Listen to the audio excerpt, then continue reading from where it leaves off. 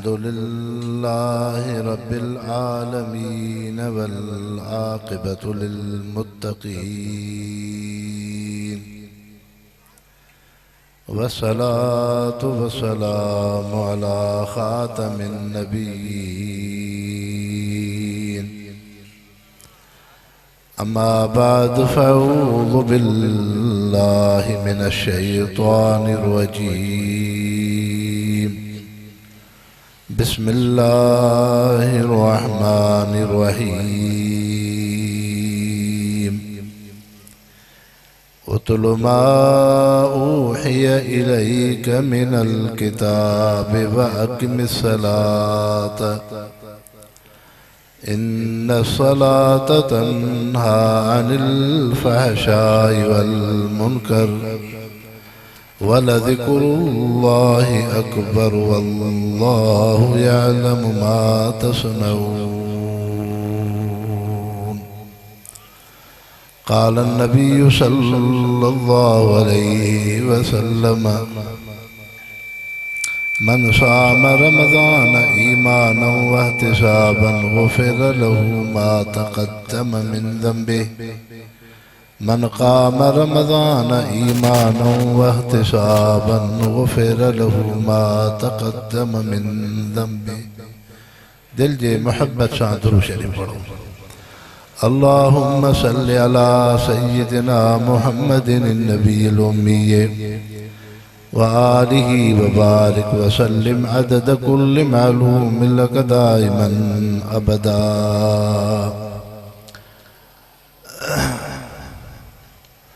वाजिबुल एहतराम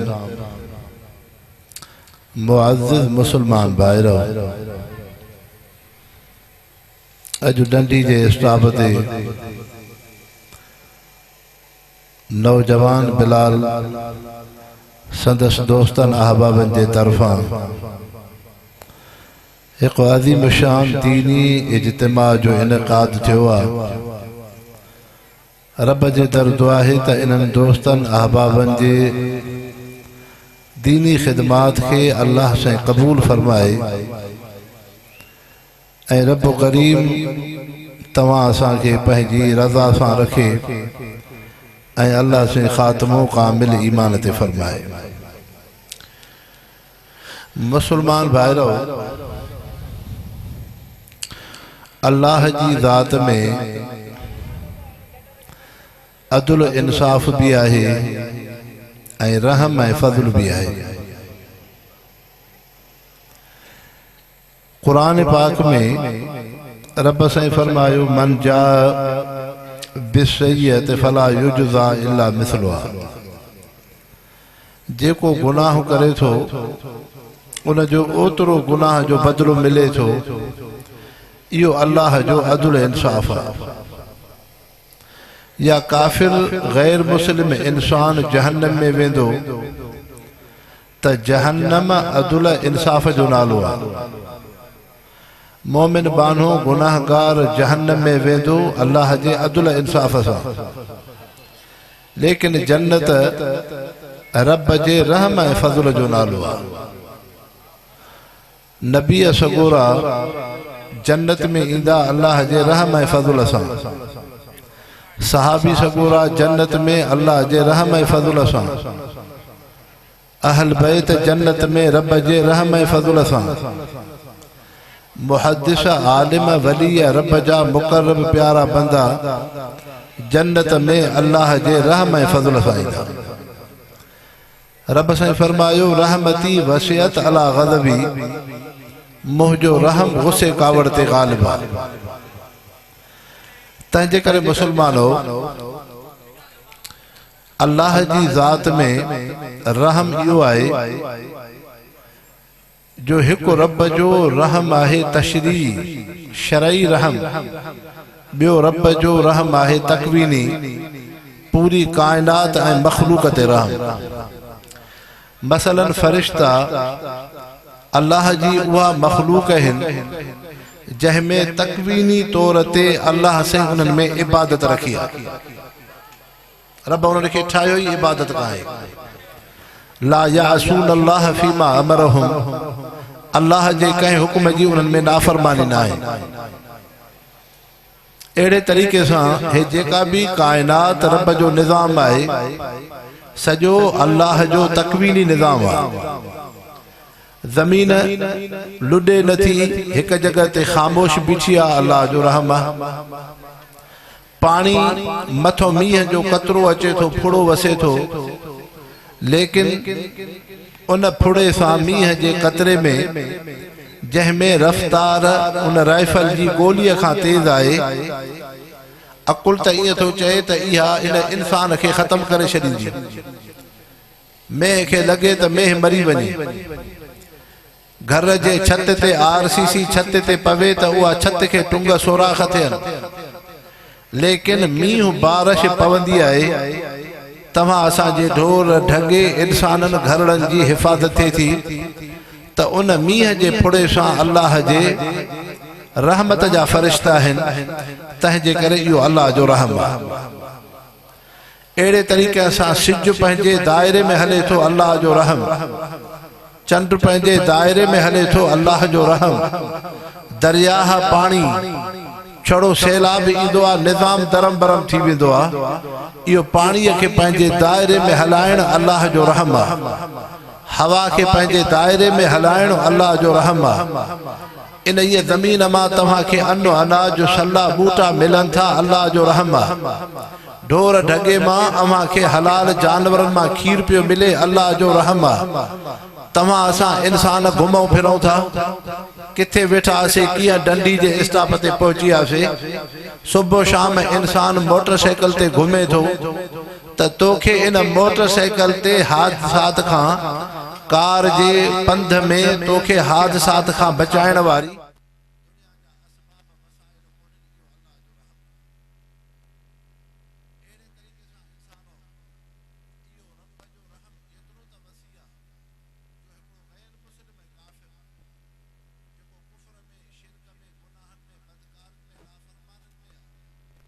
अल्लाह जो रहम इन इंसान ते भी है।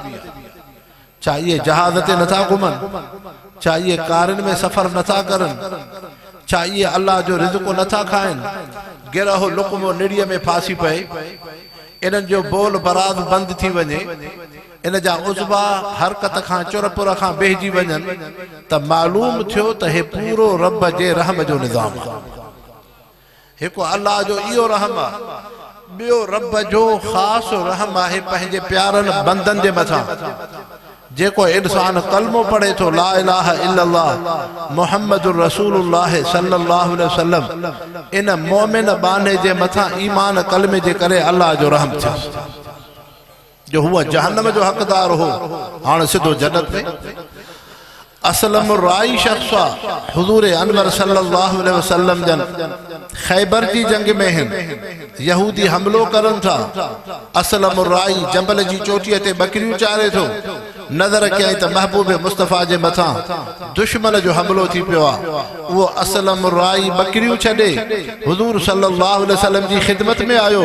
अनसुरक या मोहम्मद, अल्लाह जा रसूल मां भी तहांजी मदद कयां। पाण सल्लल्लाहु अलैहि वसल्लम फरमायो, भले इन सहाबीअ खां तू हे तलवार वठ। हाणे उहो सहाबीअ खां तलवार थो वठे, विढ़ंदे विढ़ंदे काफ़रनि खे जहन्नम रसीद कयईं। पाण हेठि ज़मीन ते किरियो, महबूब मुस्तफ़ा आया, हिन असलम राईअ खे कन में चवण लॻा, ऐं असलम राई, हाणे तोखे हयाती ज़िंदगी न मिलंदी, तुंहिंजे मथां जिस्मनि ते धक एतिरा आहिनि जो तुंहिंजो रूह परवाज़ थियो, पर बहितर इहो थी त कलमो पढ़ी मुसलमान थी, चप थो चोरे। हुजूर पाक सल्लल्लाहु अलैहि वसल्लम जे चेहरे ते खुशी आई। घड़ीअ खां बाद उन शख्स खे वफ़ात थी।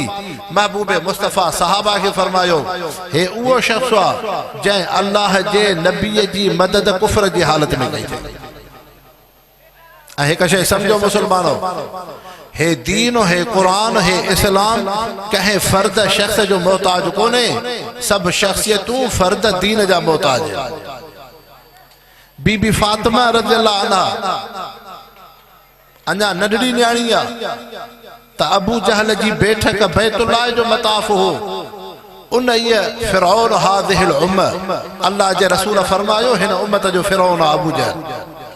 इन जो असुल नालो हो अबुल हकम, यानी हुयो गैर मुस्लिम, हुयो काफिर, लेकिन फैसला इंसाफ जा कंदो, इंसाफ जा फैसला कंदो।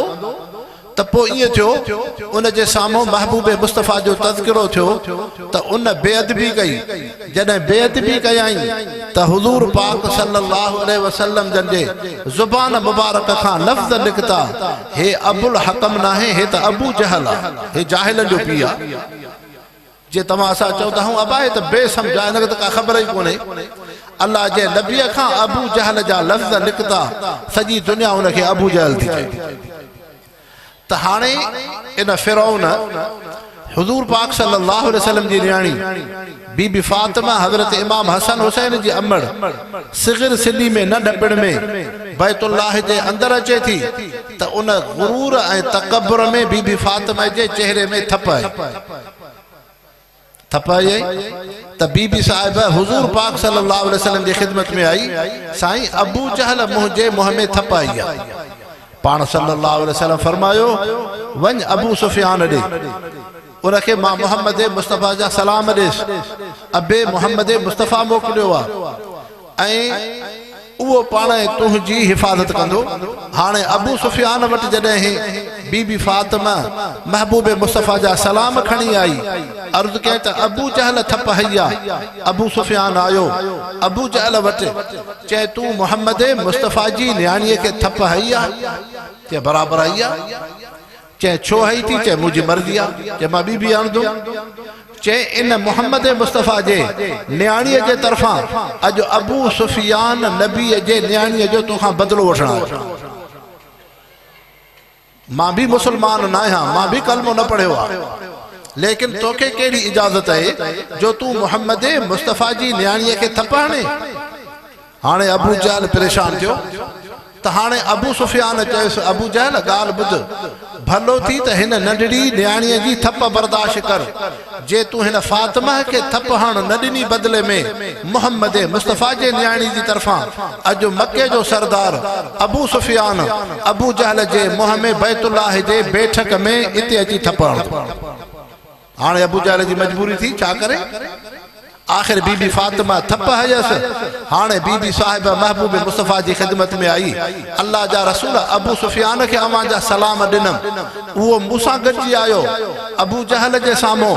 अबू जहल थप ते आमादा न हो, बिलाखिर अबू सुफियान उनखे धमकायो, आखिर इन ते मजबूर थियो, साईं मां उन जे मुंह में थप हयमि। महबूब मुस्तफ़ा जे नुबुवत जे ज़ुबान खां लफ़्ज़ निकिता, इन्नल्लाह अय्युदल इस्लाम बेरजुलिन काफिरिन वफ़ी रिवायतन बेरजुलिन फासिक। अल्लाह से मोहम्मद मुस्तफ़ा जे घर ऐं नुबुवत जी हिफ़ाज़त रब साईं गैर मुस्लिम खां बि वठे, अल्लाह से गैर मुस्लिम खां बि वठे। तंहिंजे करे असलम राई ख़ैबर जे जंग में मोहम्मद मुस्तफ़ा जो तहफ़्फ़ुज़ थो करे, लेकिन अञा मुस्लमान न आहे, काफ़रनि सां विड़े थो। जॾहिं दुनिया मां वञे थो, ईमान ऐं कलमो पढ़ियईं ऐं हुन जो रूह परवाज़ थियो। महबूब मुस्तफ़ा फरमायो, जॾहिं क़यामत में असलम राई ईंदो, अल्लाह जी बारगाह में रब हिन खे बग़ैर हिसाब किताब जे जन्नत में मोकिलियो। त मुसलमानो, ईमान वॾे में वॾी नेमत आहे। क़द अफ़लहल मोमिनून, अल्लाह से फरमायो यकीनन कामयाबी ईमान। त खिदमत में अर्ज़ पे कयूं मोमिन ते अल्लाह जो रहम।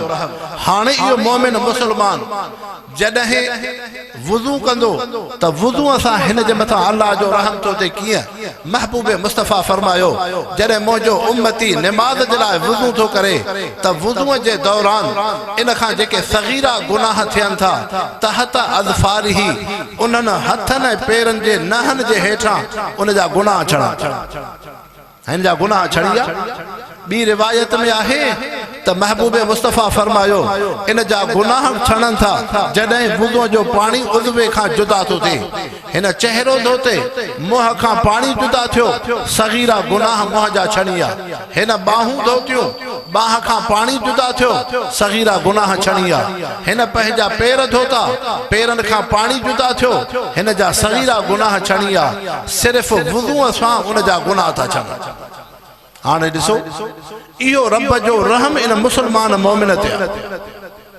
हाणे इंसानो तव्हां असांजे साम्हूं मस्जिदियूं हूंदियूं आहिनि अल्लाह जा घर आहिनि उन में मुअज़्ज़िन ऐं बांगा हूंदा आहिनि हाणे इन बांगे ऐं मुअज़्ज़िन जी छा फज़ीलत आहे मुअज़्ज़िन जी इहो अची मक़ाम मर्तबो आहे मुस्लमानो महबूब मुस्तफ़ा फरमायो अल मुअज़्ज़िनून अतवलु आनाक़न यौमल क़ियामह क़यामत जे ॾींहुं इन मुअज़्ज़िननि जो चेहरो वधीक रौनक वारो हूंदो यानी क़यामत में सभ खां वधीक चेहरा रोशन मस्जिदनि जे बांगनि जा हूंदा जेके अल्लाह जे घर खे आबाद था कनि जन सहाबिन बांग जी ख्वाब लधो हुजूर पाक सल्लल्लाहु अलैहि वसल्लम फरमायो मुझे सहाबी हजरत बिलाल के बांग सेखारियो इन्नहु अरफा सौतन व अहसन सौतन बिलाल में बखूबियूं आहिनि हिकु हिन जो आवाज़ बुलंद आहे ॿियो हिन जो लहजो प्यारो त बांग उहो अची इंसान चए जंहिंजो आला अरफा आवाज़ हुजे जंहिंजो आवाज़ बुलंद हुजे ॿियो अहसन सौतन जंहिंजो लहजो प्यारो हाणे मुसलमानों जॾहिं बांग मिलंदी आहे मस्जिद शरीफ़ मां चइनी तरफ़नि ते बांग जो आवाज़ वेंदो आहे चइनी तरफ़नि ते अॼु त जदीद हालात आहिनि स्पीकर आहे हर मस्जिद में लाउड स्पीकर आहे इन लाउड स्पीकर जे ज़रिए बांग जो आवाज़ तो वञे अल्लाहु अकबर अशहदु अल्ला इलाहा इल्लल्लाह अशहदु अल्ला इलाहा इल्लल्लाह अशहदु अन्न मुहम्मद रसूलुल्लाह हय्या अल सलात हय्या अल फलाह अल्लाहु अकबर हाणे जेसी ताईं बांग जो आवाज़ तो वञे मुसलमानो उन ये ज़मीन जे उन टुकड़े ताईं अल्लाह जे रहमत जो मींहुं वसंदो हाणे अवां जे ज़मीन ते रहम अवां जे फसल ते रहम अवां जे ढोर ढगे ते रहम अवां जे घरड़नि ते रहम पोढ़नि ऐं मर्दनि औरतुनि ते रहम मासूम ॿारनि ते रहम अल्लाह जे मखलूक ते रहम इहो रहम तशरीह रब जो उन्हनि मुसलमाननि सां आहे जेके मस्जिदनि खे आबाद कंदा जेसि ताईं बांग मस्जिद मां ईंदी रहंदी जेसि ताईं बांग जो आवाज़ वेंदो चओ गुर्द उन इलाके ते अल्लाह जो ज़र्रे ज़र्रे जे मथां रब जो रहम थी यो अल्लाह जो रहमती वसियत अला गज़बी हाणे इंसानो मुअज़्ज़िन जी फज़ीलत छा आहे महबूब मुस्तफ़ा सल्लल्लाहु अलैहि वसल्लम फरमायो जॾहिं क़यामत में बांगो अल्लाह जी बारगाह में ईंदो त इन जे बांग जे ईमान ऐं कलमे जी अल्लाह जे तारीफ़ जी बुलंदीअ जी जमायती शाहिदी ॾींदा रब साईं हर निमाज़ जे वक़्त ते तो रब जे नाले खे बुलंद कंदो हो चवंदो हो अल्लाहु अकबर सभ खां वधीक बुलंद अल्लाह जी ज़ात आहे हाणे जमायती भी शाहिदी ॾींदा पर जमायतनि खां वधीक जेसी ताईं बांग जो आवाज़ तो वञे हाणे ज़मीन जो ज़र्रो ज़र्रो कणक जो सलो सलो उन जानवर हलाल हराम इहे सभु उन बांगे जी शाहिदी ॾींदा त बराबरि रब हे तुंहिंजे नाले खे बुलंद कंदो हाणे ॿुधायो त दुनिया पैसो वधीक या अल्लाह जे बांग जी फज़ीलत वधीक तॾहिं हज़रत उमर फारूक रज़ियल्लाहु अन्हु जॾहिं बांगनि जे फज़ीलत खे ॼातो फरमायो ऐं रब तूं मूंखे दुनिया में ख़लीफ़ो करे छो बणायो काश के मां मोहम्मद मुस्तफ़ा जी मस्जिद नबी जो हज़रत बिलाल वांगुरु बांगो हुजां इंसानो बांग जी एॾी वॾी फज़ीलत आहे अॼु तव्हां असां ज़ाहिर खे सींगारींदा आहियूं सहाबी सगोरा उहे हुआ जेके लेकिन जा सरदार हुआ दुनिया में तव्हां असांखे रुपए पैसे दुनिया जा सरदार ॾिसण में अचनि था हिन खे वॾी गाॾी आहे हिन खे जायदाद घणी आहे हिन खे ज़मीन घणी आहे हिन खे इज़त शोहरत घणी आहे सहाबी सगोरा उहे मोहम्मद मुस्तफ़ा जी जमात आहे जेके लेकिन जा सरदार आहिनि हज़रत उमर फारूक रज़ियल्लाहु अन्हु रस्ते सां गुज़र थो करे हज़रत अली रज़ियल्लाहु अन्हु मजलिस में वेठा आहिनि हिकिड़ो मुस्लमान पुछे थो साईं इहो जेको रस्ते सां मुस्लमान हज़रत उमर रज़ियल्लाहु अन्हु पियो गुज़र करे इन ते तो कुछ रोशनी विझो इहो मोहम्मद मुस्तफ़ा जो कहिड़ो सहाबी आहे हज़रत अली रज़ियल्लाहु अन्हु उन मुसलमान खे फरमायो अजीब लफ़्ज़ फरमायो हज़रत उमर जे जिस्म ते कपड़ो चतन वारो आहे पेरनि में चौपल सादी आहे मथे ते पटको टुंगा ऐं सोराख वारो आहे इहो उमर जो ज़ाहिर थी पर उमर जो अंदर ऐं दिल इन जे ज़ाहिर खां वधीक रोशन थी इन जे ज़ाहिर खां वधीक इन जो बातिन रोशन आहे ऐं अॼु जा तव्हां असां इंसान अंदर खां वधीक ज़ाहिर रोशन हूंदासीं कपड़ो भलो पाइबो, तेल सुठा हणबा, साबुण सुठा हणबा, उथण वेहण में वॾे हिकिड़ो ॾेखाव कबो, लेकिन अंदर असांजो अल्लाह जे यादगिरी खां गाफ़िल आहे। अंदर में हसद ऐं कीड़ो बगदा, दुनिया जी हुबे जा हुबे माला, ऐं असांखे शिकायतूं आहिनि त दुआऊं क़बूल नथियूं थियनि, अल्लाह जी रहमत नथी थिए, बीमारियूं ख़त्म नथियूं थियनि, न इंसानो पंहिंजे अंदर खे पाक ऐं साफ़ करे। महबूब मुस्तफ़ा फरमायो अला फिल जसद मुज़ग़ इज़ा सलुहत सलुहल जसद कुल्लु इज़ा फसदत फसदल जसद कुल्लु अला वहियल क़ल्ब। फरमायो इंसान जे वजूद में हिकिड़ो गोश्त जो लोथड़ो आहे, उहो सही हूंदो आहे, सॼो इंसान ढांचो सही, माना जे दिलि हिन जी सही हूंदी, दिलि में अल्लाह सां तालुक़ हूंदुसि, दिलि में दुनिया जे शयुनि जी मोहबत न हूंदसि, इन जो असर इंसान जे वजूद ते थींदो। जीअं इंसान जे जिस्म में दिलि सही हूंदी, इंसान सही आहे, तीअं मुआशिरे जे अंदरि तव्हां मुसलमाननि में मोहम्मद मुस्तफ़ा जी सुन्नत हूंदी, रब जो सजदो हूंदो, क़ुरान जी तिलावत हूंदी, अल्लाह जो ज़िक्र हूंदो, अखलाक हसना हूंदा, त मुआशिरे में असरात भला भला। अल्लाह जे रसूल फरमायो मुआशिरे में मुसलमान मिसाल आहे हिकिड़ी दिलि वांगुरु। जी इंसान जी दिल सही तो इंसान सही, दिल बेकार इंसान बेकार।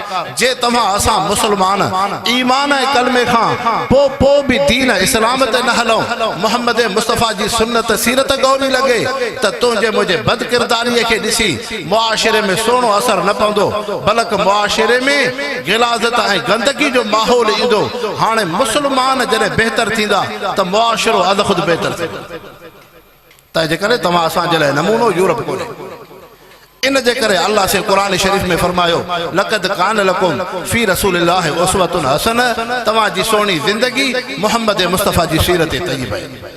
हाणे इंसानो जेके दीन जे अंदर इबादत नमाज जी आहे, जंहिंजो वध में वध ताक़ीद, जंहिंजी वॾी फज़ीलत एतिरे फज़ीलत आहे जो जॾहिं इंसान दुनिया मां क़ब्र में वञे थो त हिन खे पैसो बि हो, हिन खे औलाद बि हुई, हिन खे जायदाद बि हुई, हिन खे रिश्ता बि हुआ, हिन खे दोस्तूं बि हुयूं, लेकिन उन्हनि मयतनि खे ईअं नथो चवे त दऊनी मूंखे छॾियो त मां पंहिंजी औलाद ॾिसां, छॾियो त मां पंहिंजा बचड़ा ॾिसां, छॾियो त मां पंहिंजो दुकान ज़मीन ॾिसां, न चवंदो दऊनी उसली, मूंखे छॾियो त मां रब जो सजदो ऐं नमाज़ पढ़ां। मालूम थियो त नमाज एडी वॾी इबादत है जो जॾहिं तूं रब जो सजदो नमाज में दुनिया में कंदे हैं त तोखे क़ब्र में भी रब जो सजदो याद है। हाणे मुसलमानो नमाज सिर्फ इबादत कोने, नमाज में अजीब अल्लाह से हिकमतूं ऐं बरकतूं रखियूं आहिनि। मुआशिरे खे हया अदब जी ज़रूरत, अल्लाह से हया अदब नमाज में रखियो आहे। मुआशिरे में तवाज़ो अल्लाह से इया खूबी नमाज में रखी है। मुआशिरे में मुसावात बराबरी की जरूरत है, एक जड़ा थी हलो, अल्लाह से इया खूबी नमाज में रखी है। मुआशिरे में तहां गार गंद फितनो फसाद कत्ल ऐं चोरी नफरतूं गिला गीबत न कयो, पंहिंजे नफ्स ऐं शैतान ते कंट्रोल कयो, अल्लाह से इया खूबी नमाज में रखी है। ऐं दुनिया में अल्लाह जी मोहब्बत में जिंदगी गुजारियो, रब से इया खूबी भी नमाज में रखी है। तंहिंजे करे नमाज उहा इस्लाम जो अजीब फ़लसफ़ो आहे जेको इंसान खे इंसान थो बणाए।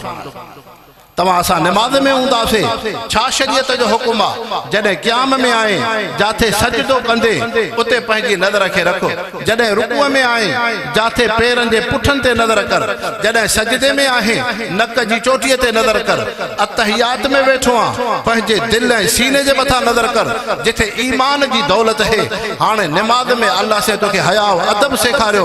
मुसलमानो इहो दीन जो फ़लसफ़ो कोन्हे त असां मुसलमान नमाज में अदब हया सा हो जाऊं, नमाज खां बाहर असां जी जिंदगी छुड़वाड़ी हुजे न। जीअं तू नमाज में हया अदब सां है, बाहर भी तुंहिंजी जिंदगी हया अदब में गुज़रे। हया वॾी नेमत आहे। अल्लाह जे रसूल फरमायो अल ईमान बिदअ व सित्तून शुअबतन वल हया मिनल ईमान, ईमान जे सुञाण जूं 72 निशानियूं आहिनि, वॾे में वॾी ईमान जी सुञाण हया। हजरत दहिया रज़ी अल्लाह अन्हु हुजूर अनवर सल्लल्लाहु अलैहि वसल्लम जो साहबी आहे। तमाम सहाबा में हसीन ऐं जमील एतिरे क़दुरु हजरत जिब्रील उन जे शक्ल में अचे थो जॾहिं महबूब मुस्तफ़ा रूम जे बादशाह ईसाई शाह हिरकल जे तरफ़ ख़त था मोकिलिन, क़ासिद था मोकिलिन। हजरत दहिया सहाबीअ जो इंतिखाब था करनि। अल्लाह जे रसूल फरमायो, दहिया जॾहिं तूं रूम जे इलाक़े में वेंदे उते उहे ईसाइन जूं औरतूं आहिनि जंहिंजे मथे ते रव ऐं पोती कोन्हे, हिजाब ऐं बुरको न हूंदो। ऐं दहिया तूं मां मोहम्मद मुस्तफ़ा जो सहाबी आहियां। जीअं नबीअ जे मजलिस खां तुंहिंजी अखि हया ऐं अदब सां वञे, जॾहिं रूम खां बादशाह खां मोटी अचे त दहिया जी नज़र हया ऐं अदब ते हुजे, ईसाइन औरतुनि ते न पवे। मोहम्मद मुस्तफ़ा जो सहाबी आहे। जॾहिं मदीने खां वञे थो मोहम्मद मुस्तफ़ा जो खतरो खणी रूम जे बादशाह वटि, उहो बादशाह रस्ते ते नौजवान ईसाई औरतूं इस्तक़बाल में बीहारे थो। सहाबीअ जे ईमान जी कैफ़ियत ॾिसां, लेकिन तो मां जहिड़ो इंसानु कोन हो। मोहम्मद मुस्तफ़ा जी सोबत जो असर हो। हज़रत दहिया जी अखि अदब सां वञे थी। जॾहिं रूमी बादशाह खां मुलाक़ात करे हज़रत दहिया मोहम्मद मुस्तफ़ा जी ख़िदमत में आयो। ऐं अल्लाह जा रसूल, जीअं अव्हां जे मजलिस खां दहिया जी अखि अदब सां वई, जॾहिं रूम खां मोटी आयुमि बे दहिया जी अखि हया ऐं अदब सां हे, इनखे ईमान ऐं कलमो चइबो। इंसानो तव्हां असां कहिड़ा इंसान आहियूं? चइनी तरफ़नि ते नज़र कंदो त मुस्लमाननि जो माहौल आहे। छा वजह आहे? कंहिं न्याणीअ जी इज़त महफ़ूज़ कोन्हे, बेहयाई बद निगाही जी नज़र है न इंसानो। तंहिंजे करे जॾहिं अल्लाह से तोखे मूंखे निमाज़ जो हुकुम कयो त निमाज़ जे ज़रिए अल्लाह से हया ऐं अदब थो सेखारे। तव्हां जे भिक सां हालिज जी शरीफ़ा, उतों जा अल्लाह जा वली हज़रत हमादुल्लाह हालिज भी रहमहुल्लाह, उन जे हया ऐं अदब जो कमाल त मथे, पर उन जे फ़क़ीरनि जो हया ऐं अदब छा आहे? हज़रत अब्दुल करीम बेरवी रहमहुल्लाह दरगाह बेर शरीफ़ जा बुज़ुर्ग जमीयत उलमा इस्लाम जो लाहौर में इज्तिमा थो थिए।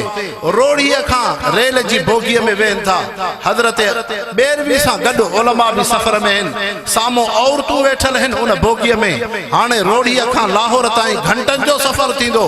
जॾहिं लाहौर स्टेशन ते हज़रत अब्दुल करीम बेरवी अल्लाह जा वली हेठि स्टेशन ते लहनि था, पंहिंजे दोस्त आलमनि खे फरमायो, पुट अल्लाह जो फज़ल थियो, रोड़ीअ खां लाहौर ताईं सफ़र थियो, पर जंहिं बोगीअ जे अंदरि औरतूं वेठियूं हुयूं, अब्दुल करीम जी निगाह नज़र उन धारनि औरतुनि ते न आहे।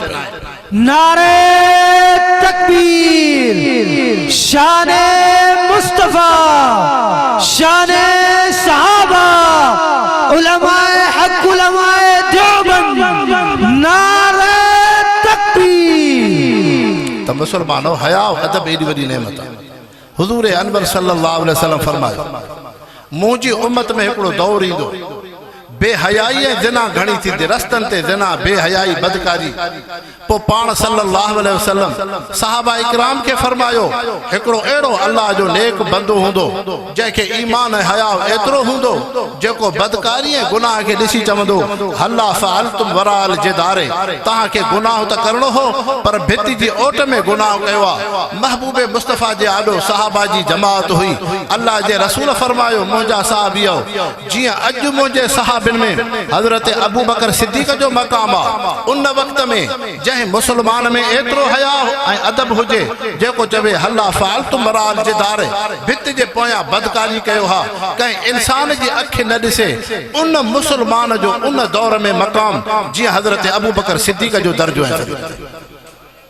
त मुसलमानों, हया अदब एॾी वॾी शइ आहे। बी शइ, अल्लाह से निमाज़ जे ज़रिए तव्हां असांखे मुसावात ऐं बराबरी थो सेखारे। सभु इंसान हिक जहिड़ा। तव्हां असां निमाज़ में ईंदा आहियूं, मस्जिद शरीफ़ में सिफ़ में सभु बराबरि बीहंदासीं। आलिम ऐं आम इंसान जो फ़र्क़ु कोन्हे, सरदार ऐं क़ौम जो फ़र्क़ु कोन्हे, कंहिं लीडर ऐं कारकुन जो फ़र्क़ु कोन्हे, कंहिं सफ़ेद ऐं सांवरे जो फ़र्क़ु कोन्हे, कंहिं परहेज़गार आम इंसान जो फ़र्क़ु कोन्हे। ॿाहिरि दुनिया में कहिड़ा बि तव्हां दर्जात तबक़नि में हुयो, लेकिन मस्जिद शरीफ़ अल्लाह जे घर में सभु बराबरि, मुसावात ऐं बराबरी। हाणे इंसानो, अल्लाह साईं निमाज़ जे ज़रिए मुआशिरे जे अंदरि तव्हां असांखे मुसावात बराबरी थो सेखारे।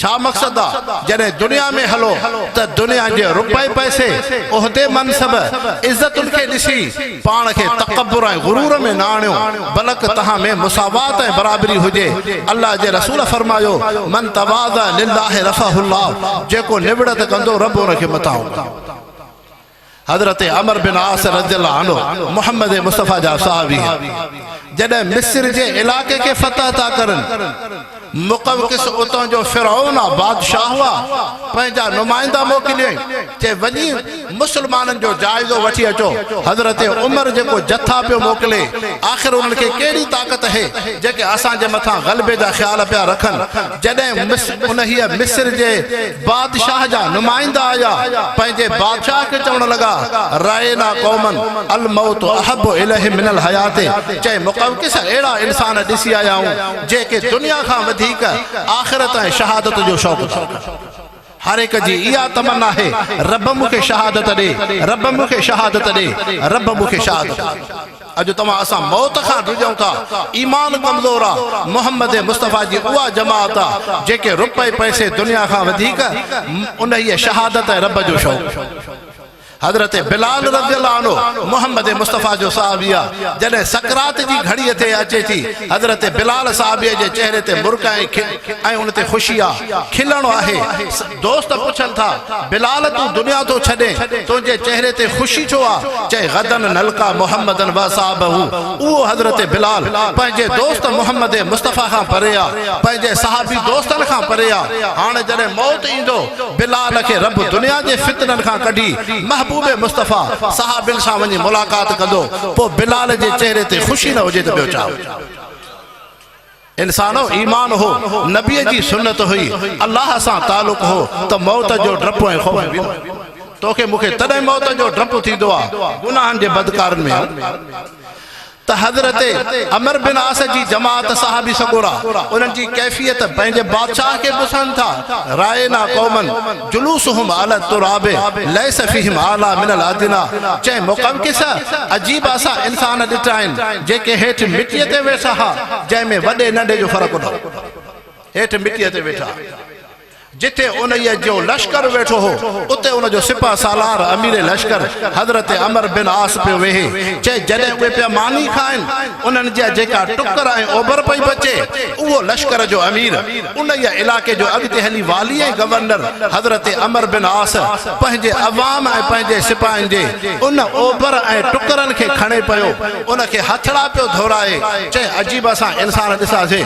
यग़सिलून अतराफ़हुम बिल माए जेके हमेशह वुज़ू सां पिया रहनि वहम युसल्लून बिल खुशूए रब जो सजदो मोहब्बत सां पिया पढ़नि वहम बिलैल रुहबानन व बिल नहार फुरसाना रात जो राहिब ॾींहं जो मैदान जिहाद में घोड़े जी पुष्ट ते वेही अल्लाह अकबर जो नारो था हणनि जॾहिं मुक़वक़िस सहाबा जी ज़िंदगी ॿुधी चए ही जेके तव्हां ॻाल्हियूं था कयो जे इहा नबीअ जी जमात आहे हज़रत उमर अहिड़ा इंसान मोकिलिया आहिनि जंहिंजो विहणु सादो जंहिंजी ज़िंदगी सादी जंहिंमें उथणु विहणु सादो जंहिंमें बराबरी आहे जंहिंमें रब जो सजदो अल्लाह सां ताल्लुक़ हमेशह वुज़ूअ सां रहनि था चाहे हे मुक़वक़िस त छा पर को समुंड ऐं जबल बि इन्हनि जो रस्तो नथो रोके सघे तंहिंजे करे इंसानो दीन वॾे में वॾी नेमत आहे हे दुनिया कुझु बि कोन्हे हे चंद हिकिड़ो ख्वाब आहे बसि तंहिंजे करे अल्लाह से तव्हां असांखे उन दीन ईमान जी नेमत सां नवाज़े त ख़िदमत में अर्ज़ कयुम अल्लाह जो रहम वॾी शइ आहे हाणे रमज़ान शरीफ़ जो महीनो अव्हां खे घड़ी घड़ीअ ते रब जे मथां रहमतूं ऐं फज़ीलतूं पयूं मिलनि इहो अल्लाह जो रहम आहे रमज़ान रब जो रहम तरावीहूं रब जो रहम सहर इफ्तारी जो फज़ीलतूं अल्लाह जो रहम लैलतुल क़द्र अल्लाह जो रहम एतिकाफ़ अल्लाह जो रहम नफ़िल फ़र्ज़ जे बराबरि अल्लाह जो रहम फ़र्ज़ 70 फ़र्ज़ जे बराबरि अल्लाह जो रहम त जंहिंजे करे रमज़ान शरीफ़ उहो महीनो आहे जेको रहमत जो सम्झो बस अल्लाह से तव्हां असांखे रमज़ान शरीफ़ जो अदब एहतराम नसीब फरमाए रब करीम पंहिंजे पाड़े सां इंसान ज़ात सां सोणे हलण जी तौफ़ीक़ अता फरमाए ऐं मुसलमानो हिन वक़्त में इंसान दुनिया जो हरीस एतिरो थी चुको आहे जो हिन मां रहम निकिरी न पाड़े ते रहम न पाण खां नंढनि ते रहम न हुक्मराननि ते रहम न कंहिं इंसान खे इंसान ते रहम मुसलमानो रहम वॾी शइ आहे रहम छा ख़ूबी आहे कॾहिं अल्लाह से थोरी नंढी नेकी ते रब सां राज़ी थी पवंदो आहे तमा असांजा मुर्शिद मुरब्बी हज़रत साईं ताज महमूद अमरोटी रहमहुल्लाह, हज़रत ताज महमूद अमरोटी उन्हनि जो हिकिड़ो फ़क़ीर हो, सखर जो डीसी हो पीर बख्श खान पठान। सर्दी जी मौसम हुई, हज़रत अमरोटी रहमहुल्लाह सुबह जो सवेरे उन वटि आया, सिज उभरे खां पहिरियां सिपाही वियो, पीर बख्श तुंहिंजो मुर्शिद आयो थी ताज महमूद अमरोटी। उन पेरनि में चप्पल न पातई, हज़रत अमरोटी जी ख़िदमत में आयो। हज़रत अमरोटी साईं फरमायसि पुट बगी घुराए, सवारी घोड़े बगी जी हूंदी। जॾहिं बगीअ जी ख़िदमत में पेश थी, हज़रत अमरोटी साईं बगीअ ते वेठा। उन पीर बख्श पठान डीसी पंहिंजे मुरीद फ़क़ीर खे चयो पुट तूं बि बगीअ ते वेहो, सिपाहीअ खे चयो तूं बि बगीअ ते वेह। हज़रत अमरोटी साईं जन फरमायो जाॾे सखर जो घंटा घर आहे ओॾां बगीअ खे हकियो। तो उन पीर बख्श डीसी अर्ज़ु कयो त साईं दुकान त बंदि आहिनि, बाज़ार त बंदि आहे, घंटा घर छा हली कबो? फरमायो घंटा घर जे वेझो को बुराईअ जो अड्डो आहे, जिथे औरतूं गुनाहनि बुराईअ जे ख़्याल सां हूंदियूं आहिनि। चई जी साईं बराबरि। फरमायो उन बुराईअ जे अॾे ते हलो। तो उन पीर बख्श डीसी अर्ज़ु कयो त साईं तव्हां अल्लाह जा वली हो, रब जा प्यारा बाना हो, तव्हां उन छो था हलो? फरमायो तूं हल त सही अबा। जॾहिं बगी उते बुराईअ जे अॾे जे साम्हूं अची पहुती, हज़रत अमरोटी साईं जन सिपाहीअ खे फरमायो वञ अंदरि औरतूं थी, हिकिड़ी फिलाणे नाले सां औरत थी, उनखे ताज महमूद अमरोटी जा सलाम ॾेसि ऐं चवेसि त दर ते बीठो थी। हाणे उहा बदकार गुनाहगार औरत मथे ते रो ऐं पोती रखी अल्लाह जे वलीअ जी ख़िदमत में अचे थी। उहो ताज महमूद अमरोटी हज़रत हमादुल्लाह हालजी बि जहिड़ा अमरोट पिया अचनि, हज़रत लाहौरी जहिड़ा अमरोट पिया अचनि, हज़रत शेखुल हिंद जहिड़ा देवबंद खां अमरोट पिया अचनि, हज़रत उबैदुल्लाह सिंधी जहिड़ा अमरोट पिया अचनि। उहो ताज महमूद अमरोटी जंहिंजे हथ ते 8000 हिंदुनि कलमो पढ़ी मुस्लमान थियो आहे, लेकिन अॼु उहो अल्लाह जो वली हिकिड़ी बदकार औरत जे दरवाजे ते अचे थो। हज़रत अमरोटी रहमहुल्लाह जन फरमायसि पुट हुई त गुनहगार औरत बदकार ऐं ज़िना जे ख़्यालनि सां, पर तूं नेकी कहिड़ी कई आहे जो अर्श वारो रब तोखां राज़ी थियो। अॼु ताज महमूद अमरोटी तोखां नेकी पुछण आयो आहे। उन औरत अर्ज़ु कयो ख़िदमत में साईं ॿियो कुझु कोन्हे, अधु राति जो उथियमि ॾिठुमि त हिकिड़ो गुलर आहे, कुतीअ जो बचो आहे गुलर, नालीअ में पियो आहे गंद में। साईं उन मूंखे रहम आयो, उनखे ॿाहिरि कढियोमांसि। कन उन हीअ मेर ऐं गंद में हो, ताज़े नलके जे पाणीअ सां धोतोमांसि, सीअ में ॾके पियो, पोइ उनखे पंहिंजे हंध ऐं सवड़ में रखियुमि। हज़रत अमरोटी रहमहुल्लाह फरमायुसि हुई त हिकिड़ी बदकार औरत ज़ानियाणी गुनहगार औरत हुई, पर जेको अल्लाह जे मखलूक ते रहम कयो थी, इन रहम जे करे अॼु रब तोखां राज़ी थियो आहे। तूं जे गुनाहनि बदकारनि खे माफ़ करे रब तोखे इबादत ऐं नेकीअ में चूंडियो आहे। इन अमल जे करे उहा औरत तहजुद गुज़ार नेक साले औरत बणी। त इंसानो ख़िदमत में अर्ज़ु आहे रहम सिखो, अल्लाह जे मखलूक ते रहम, पाड़े ते रहम, इंसान ज़ात ते रहम, इहा वॾे में वॾी नेमत आहे। सॼी मखलूक इंसानियत अल्लाह जे रहम जी मोहताज आहे। अल्लाह से हिन जलसे खे हिदायत जो ज़रियो बणाए। अल्लाह से तव्हां असांखे रमज़ान शरीफ़ जो अदब एहतराम नसीब फरमाए। रब करीम हाज़िरी क़बूल फरमाए। वमा अलैना इल्लल बलागुल मुबीन। या अल्लाह या रहमान या रहीम या हय्यु या क़य्यूम। या अल्लाह से असांजे दोस्तनि जी हिन काविश मेहनत खे क़बूल फरमा। अल्लाह से जेके जमात सगोरी मुसलमान हाज़िर थिया आहिनि सभिनी जी हाज़िरी खे क़बूल फरमा। अल्लाह से पंहिंजी ज़ात सां हुज़ूर पाक सल्लल्लाहु अलैहि वसल्लम सां असांखे निस्बत ताल्लुक़ अता फरमा। बीमारनि खे शिफ़ा अता फरमा, मुहताजनि जूं ज़रूरतूं पूरियूं फरमा। या अल्लाह से जन दोस्तनि दीनी ख़िदमत कई आहे, अल्लाह से उन्हनि दोस्तनि जे इन दीनी जानी माली ख़िदमात खे क़बूल फरमा। रमज़ान शरीफ़ जूं रहमतूं बरकतूं नसीब फरमा। हुज़ूर पाक सल्लल्लाहु अलैहि वसल्लम सां सही निस्बत ऐं ताल्लुक़ अता फरमा। पाड़े सां इंसान ज़ात सां सोणे हलण जी तौफ़ीक़ अता फरमा। असांजे ज़ुबान ते सोहणी गुफ़्तगू अता फरमा, सोहणा अख़लाक़ अता फरमा। ईमान सां रहाए, ईमान ते ख़ात्मो बिल ख़ैर फरमा। सल्लल्लाहु तआला